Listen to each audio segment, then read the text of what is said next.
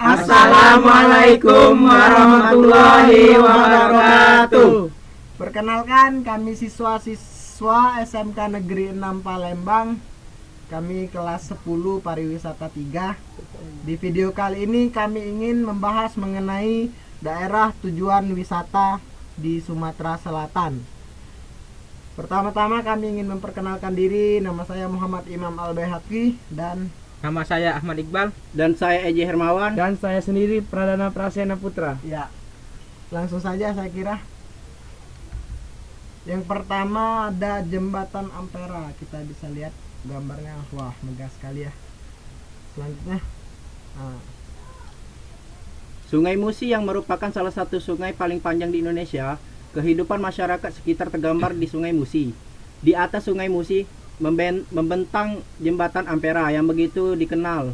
Pada salah satu pinggiran sungai terdapat benteng Kuto Besak, yakni salah satu tempat wisata sejarah. Apabila menyusuri Sungai Musi, terasa kurang jika tidak mampir ke Pulau Kemarau yang merupakan delta Sungai Musi. Pulau ini memiliki sejarah dan kisah yang legendaris. 2.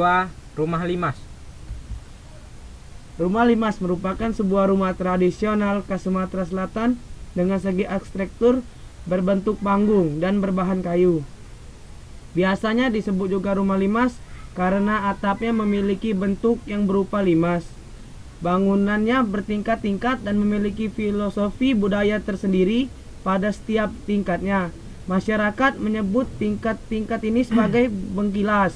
Rumah limas begitu luas dan seringkali dipakai untuk tempat hajatan atau acara adat. Luas rumah limas dari 400 sampai 1000 meter persegi. Bahan beberapa materi lantai, dinding, serta pintu menggunakan bahan dari kayu tembesu. Ketiga, Makam Ki Gede Ing Suro. Makam Ki Gede Ing Suro berlokasi di Kelurahan Satu Ilir. Terdapat 8 buah bangunan berisi 38 kuburan, dan diantaranya adalah kuburan Ki Gede Ing Suro, yakni cikal bakal Raja-Raja Palembang. Pada abad 16, menurut sejarah ada seseorang bangsawan Jawa yang bernama Sido Ing Lautan datang di Palembang, mengajak para pengikutnya, dan beliau digantikan oleh putranya yaitu Ki Gede Ing Suro tahun 1552 dan mendirikan sebuah kerajaan Palembang. 4. Hutan Wisata Puntikayu. Hutan Wisata Puntikayu terletak lebih kurang 7 km dari pusat kota dan ditetapkan sebagai hutan lindung sejak tahun 1998 dan dikelola oleh Dinas Kehutanan Provinsi Sumatera Selatan. Hutan wisata dengan luas 50 ini juga terdapat sebuah area rekreasi keluarga serta menjadi tempat hunian monyet lokal. Kami ini termasuk. Tempat ini sangat cocok untuk Anda yang ingin menyegarkan pikiran Anda pada akhir pekan. 5. Masjid Agung Palembang. Masjid Agung Palembang terletak di Jalan Ki Haji Faqih Usman, mempunyai ukuran yang sangat luas hingga Masjid Agung Palembang terletak di Jalan Ki Haji Faqih Usman, mempunyai ukuran yang sangat luas hingga 5.520 meter persegi. Pada bangunan masjidnya saja bentuk sangat besar dan megah dan sering menjadi ikon sekaligus tempat wisata di kota Palembang.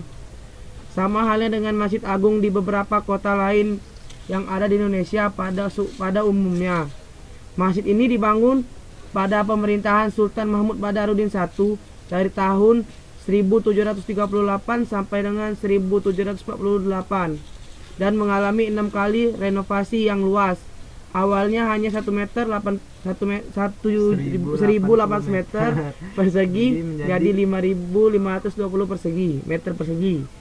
Arsitektur dari masjid ini bergaya Cina, pada kubahnya bergaya Eropa, pada elemennya lain. Bahkan ada beberapa bahan yang diimpor langsung dari Eropa.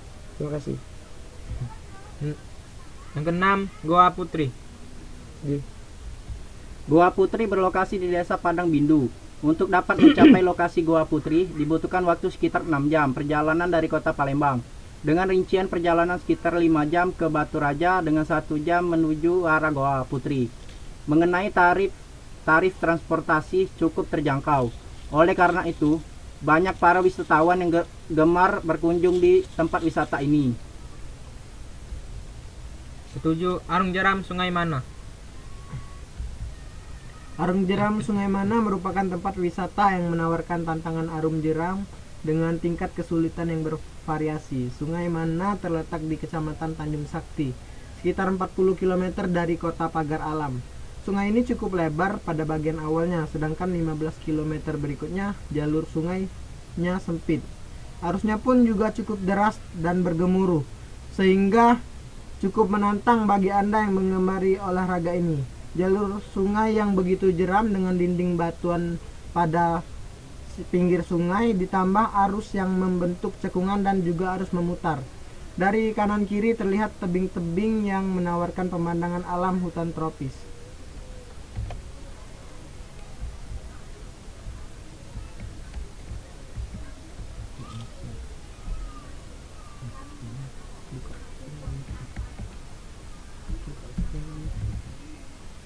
Delapan. Wisata Danau Ranau. Wisata Danau Ranau cukup menarik untuk dikunjungi karena kawasan ini masih arsi serta jauh dari polusi.